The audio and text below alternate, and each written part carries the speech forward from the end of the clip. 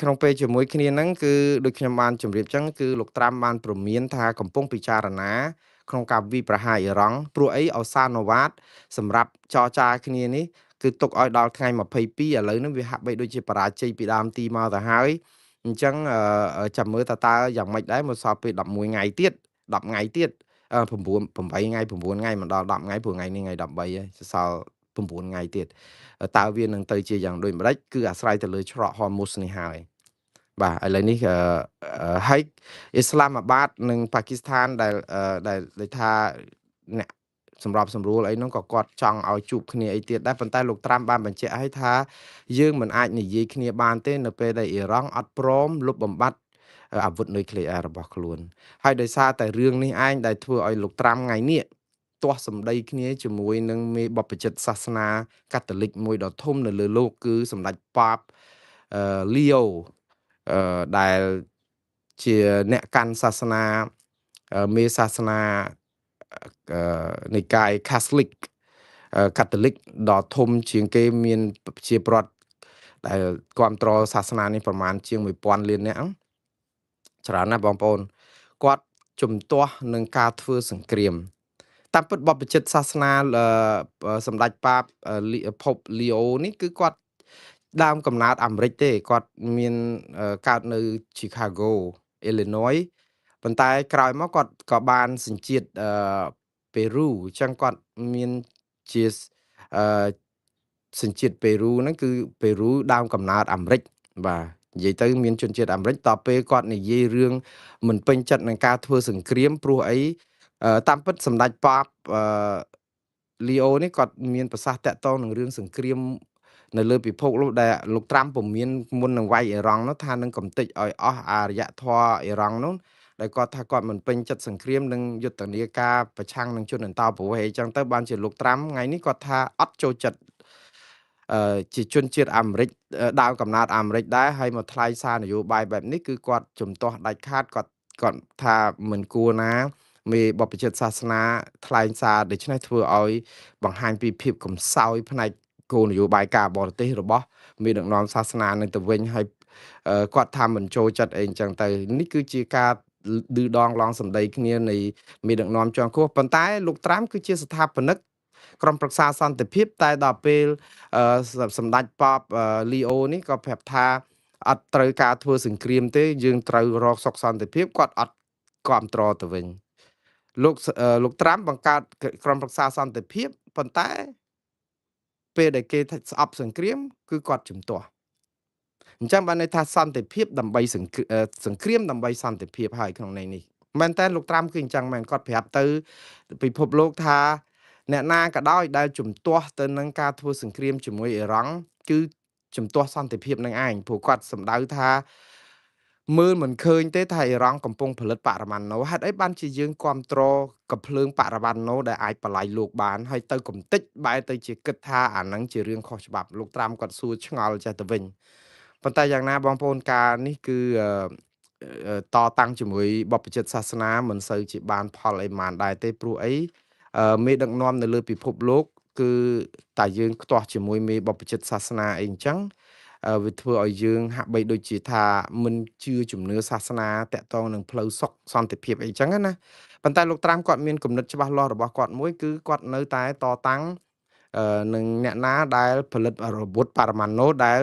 មានការគំរាមកំហែងដល់អាមេរិកនិងសម្ព័ន្ធមិត្តនិងពិភពលោកគាត់និយាយតែប៉ុណ្្នឹងឯងសង្គ្រាមធ្វើក៏ត្រូវតែធ្វើដែរឲ្យតែខ្ទេចខ្ទីអាវុធបរមាណូហ្នឹងបើអស់ទៅគាត់លែងធ្វើសង្គ្រាមទៀតក្នុងន័យអញ្ចឹងហើយដល់ពេលគាត់មិនចូលចិត្តមេបព្វជិតសាសនារូបនេះក៏មេបព្វជិតសាសនារូបនេះក៏ថាគាត់អត់មានខ្លាចអីលោកត្រាំផងគាត់និយាយតាមទ្រឹស្ដីសាសនាដែលចង់បានសន្តិភាពតាមមិនចង់បានសង្គ្រាមទេបើយើងតាមដានតទៅទៀតអញ្ចឹងយើងរឿងនេះគឺទុកឲ្យមានការតតាំងគ្នាអញ្ចឹងទៅហើយអឺគ្រាន់តែថាយើងត្រៀមខ្លួនទៅសង្គ្រាមនៅអ៊ីរ៉ង់នេះក៏អាចនៅបន្តពេលវេលាយូរដែរបងប្អូនរឿងសំខាន់នៅអ៊ីរ៉ង់មានចំណុចមួយដែលអាមេរិកអាចលំបាកបន្តិចនៅក្នុងការស្ដារអ៊ីរ៉ង់ឬក៏ផ្លាស់ប្ដូររបបដឹកនាំរដ្ឋរបស់អ៊ីរ៉ង់នេះគឺដោយសារតែត្រូវរកមនុស្សមកជំនួសដែលជាជនជាតិអ៊ីរ៉ង់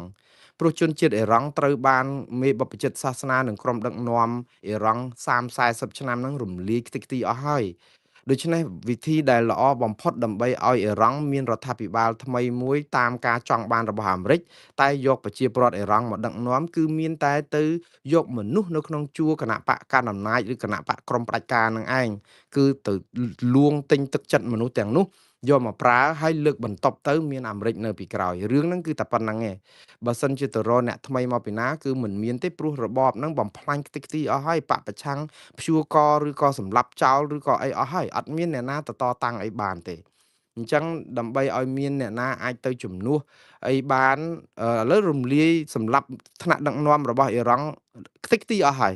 និយាយទៅថ្នាក់ដឹកនាំពួកកុម្មុយនីសហ្នឹងគឺខ្ទេចផ្ដាច់ការហ្នឹងគឺសឹងតែរៀបដល់ដីហើយនៅសល់ខ្លះអាធំធំអីហ្នឹងគាត់សម្លាប់ចោលអស់ប៉ុន្តែតើអ្នកណាម្នាក់ដែលអាចនឹងមកជំនួសបានគឺទៅយកពីក្នុងជួរបកហ្នឹងមកហើយចាប់ផ្ដើមបណ្ដោះតើត្រូវការពេលប្រមាណប្របាក់ប៉ុណ្ណាយូរប៉ុណ្ណាយើងចាំតាមតទៅទៀតបងប្អូនគ្រាន់តែថាអាមេរិកមានអំណាចយោធាខ្លាំងណាស់ដូច្នេះអ៊ីរ៉ង់មិនអាចនឹងឈ្នះអាមេរិកកើតទេគ្រាន់តែថាតើវានឹងយូរប៉ុណ្ណាហើយនៅចរចាគ្នាប៉ុណ្ណាហើយសង្គ្រឹះថ្មិញដាក់គ្នាប៉ុណ្ណារឹតបន្តឹងលក្ខនឹងលក្ខអ៊ីរ៉ង់ហ្នឹងនៅតែយករឿងច្រកហ័រមូសគឺជាចំណាប់ខ្មាំប៉ុន្តែអាមេរិកក៏បានផ្ដាច់អុកស៊ីហ្សែនរបស់អ៊ីរ៉ង់នៅក្នុងន័យហាមកប៉ាល់របស់អ៊ីរ៉ង់មិនឲ្យចុះចតឬចេញតែអស់ពីហ្នឹងមកអ៊ីរ៉ង់បានអីរស៊ីបងប្អូនព្រោះអ៊ីរ៉ង់ដើម្បីដោះដូរទំនិញប្រេងអីរបស់ខ្លួនទៅប្រទេសដទៃហ្នឹងគឺតាមរយៈច្រកហ័រមូសហ្នឹងហើយដល់តើឥឡូវបិទអាហ្នឹងចិត្តជើងតើវាយ៉ាងម៉េចវាដូចជាដាច់ខ្យល់ដាច់សេដ្ឋកិច្ចអីចឹងដែរដូច្នេះវាសំណួរសួរថាតើអ៊ីរ៉ង់មិនមែនប្រសិនបើអ៊ីរ៉ង់អាចនឹងរលាយឬក៏ត្រូវតែទុនជើងលើកទង់ជ័យសអត់មានសួរប្រសិនបើទេគឺសួរម្កាល់គឺនៅពេលវេលាទេតើពេលណាអ៊ីរ៉ង់នៅស៊ូបានយូរប៉ុណ្ណាតែប៉ុណ្្នឹងឯងព្រោះអាមេរិកនៅខ្ទប់គ្រប់កន្លែងអស់ហើយដូច្នេះវាហាក់បីដូចជាកញ្ជ្រោងនឹងឆ្កែចចកឆ្កែព្រៃកំពុងតែនៅក្នុងរូងភ្នំដែលឃើញក្តាន់ឃើញអីនៅលាក់ខ្លួននៅក្នុងហ្នឹងដូច្នេះតើមានស្បៀងអាហារនៅក្នុងរូងហ្នឹងបានយូរប៉ុណ្ណាអ្នកនៅក្រៅនេះនៅអាចរកអាហាររកអីបាននឹងអង្គុយចាំយាមដូរវេនគ្នាតើយុទ្ធតែខាងក្នុងរូងនឹងអាចស៊ូយូរប៉ុណ្ណាយើងចាំមើលតទៅទៀតបើមានស្បៀងអីអាចស៊ីបានមួយអាទិត្យពីរអាទិត្យបីអាទិត្យចុងក្រោយគឺត្រូវតែចេញមកទាំងអស់ហ្នឹងវាអត់មានអីទៅរួចខ្លួនទេបាទវិធានការរបស់លោកត្រាំបិទកប៉ាល់ចេញចូលកំពង់ផែអ៊ីរ៉ង់ទាំងអស់ចាប់អនុវត្តហើយនៅម៉ោងនេះម៉ោង9យប់នៅប្រទេសកម្ពុជាមុននេះប្រហែលជាឥឡូវម៉ោង10ហើយ1ម៉ោងមុននេះគឺលោកត្រាំបានអនុវត្តវិធានការព្រោះអីវាត្រូវនឹងម៉ោង10នៅរដ្ឋធានី Washington 10ព្រឹកណាគឺអនុវត្តវិធានការបិទទាំងអស់កប៉ាល់នៅដែនសមុទ្រនៅម្ដុំច្រកហ័រមូសដែលឆ្លងចេញចូលកំពង់ផែរបស់អ៊ីរ៉ង់វិធានការនេះជាក់លាក់ណាស់ណាបងប្អូនគឺលោកត្រាំបានបញ្ជាក់ថារាល់កប៉ាល់ទាំងអស់ដឹកទំនិញអីក៏ដោយដែលចេញពីកំពង់ផែអ៊ីរ៉ង់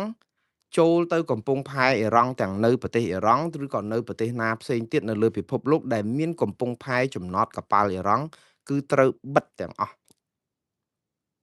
ដំបូងយើងគិតថាគាត់បិទច្រកហ័រមូសគាត់អត់បិទទេអាមេរិកអត់បិទច្រកហ័រមូសទេកប៉ាល់ទាំងឡាយណាដែលមិនដឹកទំនិញចេញពីកំពង់ផែអ៊ីរ៉ង់ទៅកំពង់ផែអ៊ីរ៉ង់ណាផ្សេងទៀតនៅលើពិភពលោកចេញចូលបាននៅច្រកហ័រមូសហ្នឹងដោយឡែកគឺកប៉ាល់ណាដែលចេញចូលពីកំពង់ផែអ៊ីរ៉ង់គឺមិនអាចឆ្លងកាត់ច្រកហ័រមូសនេះបានទេហើយបើសិនជាឆ្លងកាត់ហើយក៏អត់អាចឲ្យចូលចតនៅកំពង់ផែណាមួយរបស់អ៊ីរ៉ង់បានដែរអញ្ចឹងអាមេរិកច្បាស់ហើយគឺអត់បិទច្រកហ័រមូសទេគឺបិទសម្រាប់តែកប៉ាល់របស់អ៊ីរ៉ង់ប៉ុណ្ណោះកប៉ាល់ទឹកបាទដឹកទំនិញអីក៏ដោយដើម្បីចម្បាច់កអ៊ីរ៉ង់ថា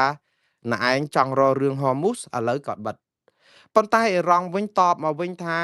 កប៉ាល់ទាំងឡាយណាដែលចេញចូលច្រកហ័រមូសហ្នឹងដែលអាមេរិកអនុញ្ញាតក៏ដោយណាព្រោះកប៉ាល់អ៊ីរ៉ង់មិនបាញ់ខ្លួនឯងទេកប៉ាល់ផ្សេងទៀតដែលមានទង់ជ័យដទៃទៀតឲ្យតែឆ្លងកាត់ច្រកហ័រមូសទៅជាអ៊ីរ៉ង់នឹងចាត់ការទៅវិញណែចាំមើលយ៉ាងម៉េចទៅវិញនៅក្នុងន័យនេះឯងបានលោកត្រាំថាចង់សាកមើលឥឡូវគាត់កំពុងពិចារណានឹងវាយសន្ធាប់ទៅលើអ៊ីរ៉ង់ម្ដងទៀតដើម្បីដោះស្រាយបញ្ហានេះ រឿងនេះក៏មិនជាស្រួលប៉ុន្មានដែរបងប្អូនគ្រាន់តែពឹបឡើងតម្លៃប្រេងឆៅលើឆាកអន្តរជាតិហក់ឡើង7%ជាងភ្លាមឥឡូវឡើងមកបារ៉ែលប៉ុន្មានហើយដូចជា$104វិញហើយឡើងទៀតហើយបងប្អូនឡើងហ្នឹងគឺដោយសារតែភាពមិនច្បាស់លាស់តាក់ទងនៅច្រកសមុទ្រនេះប៉ុន្តែលោកត្រាំអត់ទៅគ្រប់គ្រងច្រកសមុទ្រហ្នឹងទេគឺបានន័យថាបិទដង្ហើមសេដ្ឋកិច្ចរបស់អ៊ីរ៉ង់មិនឲ្យកប៉ាល់អ៊ីរ៉ង់ឆ្លងកាត់ព្រោះកប៉ាល់អ៊ីរ៉ង់អត់អាចចេញពីអ៊ីរ៉ង់បានទេបើអត់ឆ្លងកាត់ច្រកហូមូសអញ្ចឹងអាមេរិកមាននាវាកប៉ាល់នាវាចម្បាំងរបស់អាមេរិកថាបើកប៉ាល់ដែលឆ្លងកាត់ពីកំពង់ផែអ៊ីរ៉ង់ហើយទៅកំពង់ផែណានោះគឺនឹងខាត់ទុកឬក៏ចាប់ឬក៏អាចនឹងកំទេចក៏ថាបានដែរដោយសារតែតកតងនឹងរឿងមិនអោយអ្វីពាក់ព័ន្ធនឹងអ៊ីរ៉ង់ប៉ុន្តែកប៉ាល់ណាក៏ចេញចូលបានដែរតែអ៊ីរ៉ង់វិញថាកប៉ាល់ណាចេញចូលគឺកំទេចដែរហើយយើងចាំមើលថាតើអ៊ីរ៉ង់ខ្លាំងប៉ុណ្ណាហើយទី1គឺថៃចូលសែនព្រេននៅប្រាសាទតាមាន់ធំនិងបើកឲ្យភ្ញៀវចូលលេងប្រាសាទតាក្របីនិងភ្នំ350នៅក្នុងរដូវចូលឆ្នាំអ្នកធ្លាប់មើលសង្គមថារដ្ឋាភិបាលកម្ពុជាត្រូវតែប្តឹងថៃទៅតុលាការអន្តរជាតិជាបន្ទាន់វិធានការលោកត្រាំបិទកប៉ាល់ចេញចូលកំពង់ផែអ៊ីរ៉ង់ទាំងអស់ចាប់អនុវត្តទៅហើយនៅម៉ោងនេះលោកត្រាំកំពុងតែពិចារណាបើកការវាយប្រហារអ៊ីរ៉ង់ជាថ្មីតម្លៃប្រេងឆៅឡើងថ្លៃជាង7%ថ្ងៃនេះដោយសារតែវិធានការរបស់លោកត្រាំស្ថាបនិកក្រុមប្រឹក្សាសន្តិភាពទាស់សម្ដីគ្នាជាមួយនឹងមេដឹកនាំសាសនាដែលស្អប់សង្គ្រាមនិងសរុបព្រឹត្តិការណ៍ប្រចាំថ្ងៃបាទបងប្អូនព័ត៌មានដែលសំខាន់សម្រាប់រាត្រីនេះគឺតកតងនឹងថៃចូលសែនព្រេននៅប្រាសាទតាមាន់ធំនិងបើកឲ្យភ្ញៀវចូលលេងនៅប្រាសាទតាកបីនិងភ្នំ350ក្នុងអំឡុងពេលចូលឆ្នាំតាមពិតបើយើងមើលឃើញរូបភាពដែលថៃកំពុងតែធ្វើនេះគឺជាការបង្កឲ្យមានភាពឈឺចាប់របួសក្រំគ្រាដួងចិត្តរបស់ប្រជាពលរដ្ឋខ្មែរជាពិសេសទៅហ៊ានជួរមុខព្រោះបងប្អូនយើងនៅជួរក្រោយនេះគឺយើងសោកសង្រេងយើងឈឺចាប់គ្រប់គ្រាន់ហើយក៏ប៉ុន្តែអ្វីដែលគួរឲ្យឈឺចាប់ជាងនេះទៅទៀតនោះគឺបងប្អូនយុទ្ធមិត្តរបស់យើងកងទ័ពនៅជួរមុខដែលបាត់បង់សហភិការីឬក៏ដៃគូប្រយុទ្ធគៀកស្មាគ្នាដែលពលីនៅក្នុងសមរភូមិទៅហើយឥឡូវនេះកំពុងតែអោបកំភ្លើងយាមនៅក្នុងត្រង់សេឬក៏លេនដ្ឋានដែលសម្លឹងចោលភ្នែកមើលមកថៃនឹងការដែលប្រព្រឹត្តផ្ដេសផ្ដាសនៅតំបន់ប្រាសាទតាមាន់ធំដែលជាទឹកដីគេដូនតាបុព្វបុរសខ្មែរយើងដែលយើងមិនអាចការពារទប់បានដោយសារតែថៃឈ្លានពានហើយយើងនៅអង្គុយមើលឈរមើលភ្លឹះពីត្រង់សេចេញពីប្រាសាទតាមាន់ធំក្បែរជើងប្រាសាទតាមាន់ធំទៅមើលឃើញទស្សនវិជ្ជានៃការសែនព្រេនពិធីសាសនាដែលថៃកំពុងតែធ្វើនៅទីតាមាន់ធំនឹងឯងរឿងនេះគឺយើងដូចថាអានេះដូចបើយើងនិយាយឲ្យងាយស្រួលស្ដាប់ខ្មែរយើងនៅពេលដែលចោលលួចរបស់យើងដូចថាលួចម៉ូតូយើងទៅបានហើយរួចទៅជិះសម្ញែងកាត់មុខផ្ទះយើងទៅមករូផងប្រហោះកង់មុខផងឆាបចុះឆាបឡើងផងហើយឲ្យម្ចាស់ម៉ូតូម្ចាស់ទ្រព្យនឹងអង្គុយមើលភ្លឺមិនអាចនឹងទៅយករបស់ខ្លួនមកវិញបានតែនៅមានក្តីសង្ឃឹមថាថ្ងៃណាមួយនឹងបានមកវិញណាដោយសារតែអត់ប្តឹងគេទេប៉ុន្តែសង្ឃឹមថាថ្ងៃណាមួយនឹងបានមកវិញដោយសារតែខ្លួនបានតាំងចិត្តរួចទៅហើយថាមិនទទួលស្គាល់របស់ដែលចោលលួចបាននឹងទេប៉ុន្តែសញ្ញេឲ្យចោលយករបស់នឹងទៅប្រើតាមការគួរទៅហើយព្រោះអីតែពេលយើងសញ្ញេថានៅកន្លែងណាកន្លែងហ្នឹងណាឥឡូវនេះគឺហេតុអីបានជាថៃអាចចូលទៅសែនព្រេននៅតំបន់ប្រាសាទតាមាន់ធំបានហេតុអីបានជាថៃអាចបើកច្រកទ្វារឬក៏ទីកន្លែងរមណីយដ្ឋាននៅប្រាសាទតាក្របីបានហើយនឹងភ្នំ350ដែលពីមុនសុទ្ធតែជាតំបន់ដែលមានមីនច្រើនដែលពិបាកចូលទៅដល់ដែលកងទ័ពខ្មែរយើងនៅការពារយ៉ាងមុតមមឥឡូវនេះគឺគេធ្វើផ្លូវគេចាក់បេតុងគេរៀបចំហេដ្ឋារចនាសម្ព័ន្ធដើម្បីធ្វើឲ្យភ្ញៀវអាចឡើងទៅដល់ភ្នំ350ដែលនៅជាប់ប្រាសាទតាកបីហើយនឹងអាចចូលទស្សនាឬទៅលេងតំបន់ប្រាសាទតាកបីផងនៅថ្ងៃបុណ្យចូលឆ្នាំនេះប៉ុន្តែឥឡូវមុននឹងចូលដល់ប្រាសាទតាកបីនិងភ្នំ350ខ្ញុំនិយាយពីប្រាសាទតាមាន់ធំប្រាសាទតាមាន់ធំនៅថ្ងៃនេះគឺមាន មន្ត្រីរដ្ឋការរបស់ថៃជាច្រើននៅឯខេត្តសុរិន្ទគឺនាំពលរដ្ឋថៃតាមពិតភាគច្រើនគឺជាខ្មែរសុរិន្ទទេនៅម្ដុំខេត្តសុរិន្ទនោះព្រោះអីយើងដឹងហើយខេត្តសុរិន្ទគឺជាទឹកដីដែនអធិបតេយ្យរបស់កម្ពុជាតាំងពីយូរលង់ណាស់មកហើយក៏ប៉ុន្តែដោយសារតែបញ្ហាភូមិសាស្ត្រនយោបាយបញ្ហាសង្គ្រាមឬក៏ការដែលថៃមានឥទ្ធិពលនៅក្នុងការដូចថាអំណាចអីនៅក្នុងប្រវត្តិសាស្ត្រហ្នឹងក៏បានផ្នែកជាច្រើននៅទឹកដីកម្ពុជាដោយទាំងខេត្តសុរិន្ទផងហ្នឹងគឺស្ថិតក្រោមការគ្រប់គ្រងរបស់ថៃតាំងតែពីយូរអើយហើយប៉ុន្តែខ្មែរតាំងពីដើមឡើយជាដីរបស់ខ្មែរទេហើយមានប្រជាពលរដ្ឋខ្មែររស់នៅច្រើនណាស់នៅខេត្តសុរិន្ទស៊ីសាកេតឬក៏បុរីរាមអីហ្នឹងគឺព្រោះអីវាជាដែនដីរបស់បុព្វបុរសដូនតាខ្មែរប៉ុន្តែនៅពេលនេះគឺមន្ត្រីរដ្ឋការរបស់ថៃរាជការរបស់ថៃហ្នឹងគឺគេរៀបចំពិធីសែនព្រេនរបៀបពិធីសាសនាដែលជាទំនៀមទម្លាប់ប្រពៃណីពេលដែលគេធ្វើបុណ្យចូលឆ្នាំខ្មែរបងប្អូនថៃមានពិធីបុណ្យចូលឆ្នាំខ្មែរស្រដៀងខ្មែរមែនតើខ្ញុំនិយាយថាស្រដៀងខ្មែរមែនតើនេះគឺតាមពិតគឺជាទំនៀមទម្លាប់របស់ខ្មែរទេតាំងពីដើមមករបៀបធ្វើពិធីសែនព្រេនរបៀបធ្វើពិធីសាសនារបៀបមានជាបាគូមានជារបៀបដូចក្នុងព្រះបរមរាជវាំងតាមលទ្ធិព្រហ្មញ្ញសាសនាអីហ្នឹងគឺជាទំនៀមទម្លាប់ប្រពៃណីដូនតាខ្មែរតាំងពីជំនាន់សម័យអង្គរមកម្ល៉េះព្រោះយើងឃើញហើយខ្មែរយើងពីដើមឡើយគឺយើងកាន់សាសនាព្រាហ្មណ៍គឺព្រហ្មញ្ញសាសនាដោយការយើងការសាងសង់ប្រាសាទការជឿលើអារុក្ខអារក្សអ្នកតាការជឿលើការសែនព្រេនអ្វីផ្សេងហ្នឹងគឺនៅតែជាទំនៀមទម្លាប់នៃសាសនាព្រាហ្មណ៍ដែលដក់ជ្រៅនៅក្នុងទំនៀមទម្លាប់របស់ខ្មែរដោយសារតែព្រះអង្គព្រះមហាក្សត្រខ្មែរជំនាកាលក្រោយៗមកគឺនៅការកសាងប្រាសាទអង្គរហ្នឹងក៏មានការផ្លាស់ប្ដូរពីការឈប់ប្រតិបត្តិសាសនាព្រាហ្មណ៍ឬក៏ព្រហ្មញ្ញសាសនានេះគឺយកការប្រតិបត្តិតាមព្រះពុទ្ធសាសនាវិញដូច្នេះនៅការផ្លាស់ប្ដូរសាសនាពាក់កណ្ដាលទីដូច្នេះទើបធ្វើឲ្យប្រាង្គប្រាសាទជាច្រើននៅប្រទេសកម្ពុជាមានលំនាំរចនាបថរបៀបព្រហ្មញ្ញសាសនាពីដើមទីក៏ប៉ុន្តែក៏មានការបំពាក់ព្រះពុទ្ធរូបឬក៏ផ្លាស់ប្ដូរទៅជាសាសនាព្រះពុទ្ធវិញដែលយើងឃើញដោយសារតែការដូចថាកាត់បែបនេះគឺធ្វើឲ្យប្រជាពលរដ្ឋខ្មែរនៅតែប្រតិបត្តិសាសនាលីគ្នាដោយមិនដឹងខ្លួនព្រោះទំនៀមទម្លាប់ព្រះពុទ្ធសាសនាមិនមានការស្រោចទឹកឬក៏មានអំបោះក្រហមចងដៃអីដើម្បីអុជធូបអីច្រើនទេព្រោះសាសនាព្រះពុទ្ធមែនតែនជឿទៅលើអឺភាពសមហេតុសមផលមិនមែនអបិយជំនឿទេព្រះពុទ្ធសាសនាគឺឲ្យប្រជាពលរដ្ឋដែលជាពុទ្ធសាសនិកហ្នឹងគឺជឿលើអំពើអ្វីមួយផ្អែកទៅលើបញ្ញាការគិតត្រិះរិះពិចារណាផ្លូវត្រូវដោយមិនលង់ក្រោមជំនឿអរូបីទេក៏ប៉ុន្តែដោយសារតែមានលាយគ្នាជាមួយនឹងផ្នែកព្រហ្មញ្ញសាសនាបែបនេះធ្វើឲ្យទំនៀមទម្លាប់របស់កម្ពុជានឹងជឿលើអារុក្ខអារក្សអ្នកតាពិធីអឺក្រុងពាលីឬក៏អីអញ្ចឹងទៅសួរតែខុសឆ្គងអីដែរទេមិនខុសទេ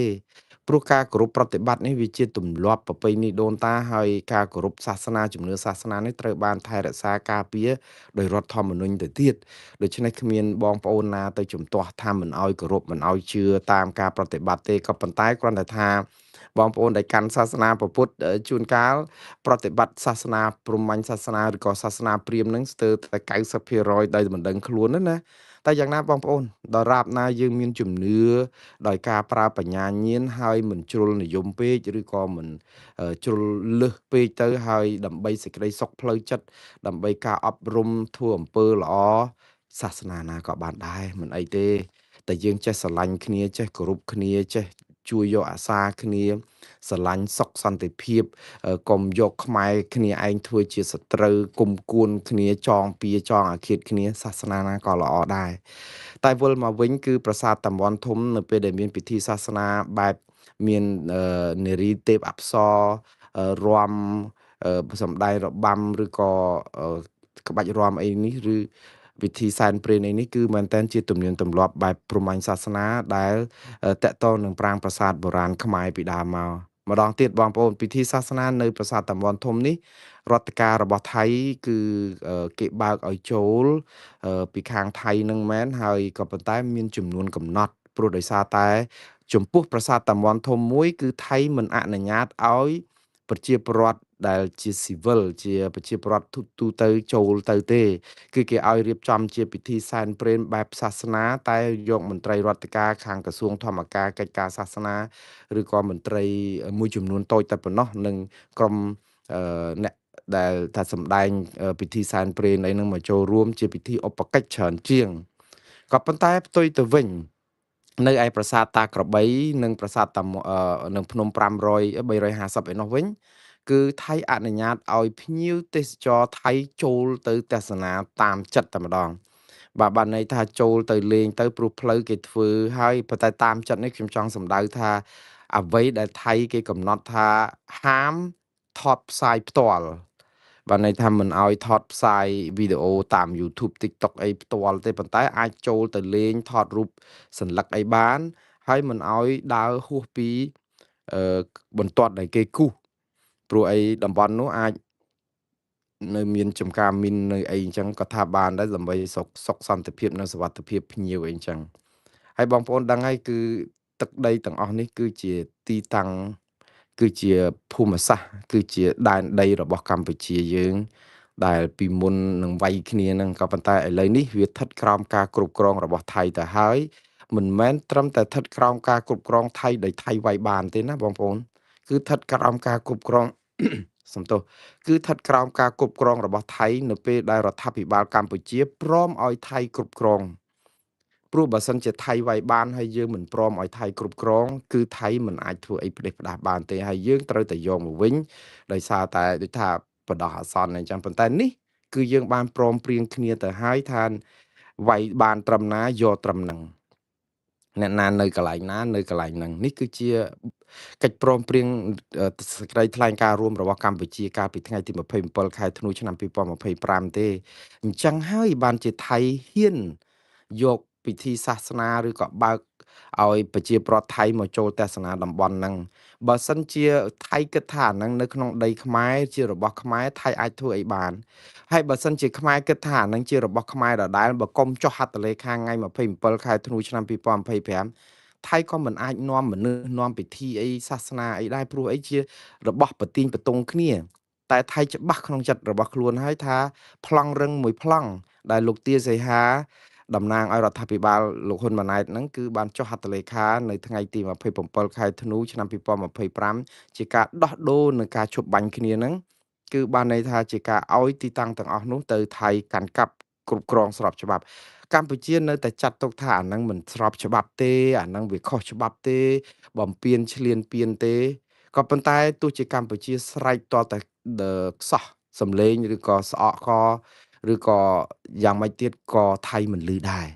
ដោយសារតែដូចខ្ញុំនិយាយចឹងគឺយើងមានប័ណ្ណឈប់បាញ់ដែលយើងព្រមព្រៀងចុះហត្ថលេខាឲ្យគេគ្រប់គ្រងនៅកន្លែងណាកន្លែងហ្នឹងដូច្នេះអានេះគឺជាដងដាវរបស់គេនៅក្នុងការយកតំបន់ហ្នឹងយកទៅគ្រប់គ្រងដាច់កាលពីមុនលោកប៊ុនស៊ិនបាត់ខ្លាំងធ្លាប់និយាយថាប្រាសាទតាមាន់ធំចាប់ពីពេលនោះទៅបានន័យថាយូរហើយតាំងវាយលើកទី1មកម៉េះថាចង់ទៅលេងតតែកាន់ប៉ាសពតខ្មែរទៅបានថៃឲ្យចូលឥឡូវនេះខ្លាយទៅជាការពិតហើយបើយើងចង់ចូលទៅតំបន់នោះពីខាងកម្ពុជាគឺដាច់ខាតត្រូវតែមានប៉ាសពតឬក៏មានលិខិតឆ្លងដែនហ្នឹងឬក៏ទិដ្ឋាការអីត្រឹមត្រូវចាត់ទុកថាយើងជាជនបរទេសចូលក្នុងដែនអធិបតេយ្យរបស់ថៃដែលតាមពិតគឺជាដីខ្មែរទេពីមុនមកតើយើងអាចសង្ឃឹមអីនឹងទាថៃបានទេបានខ្ញុំនៅតែ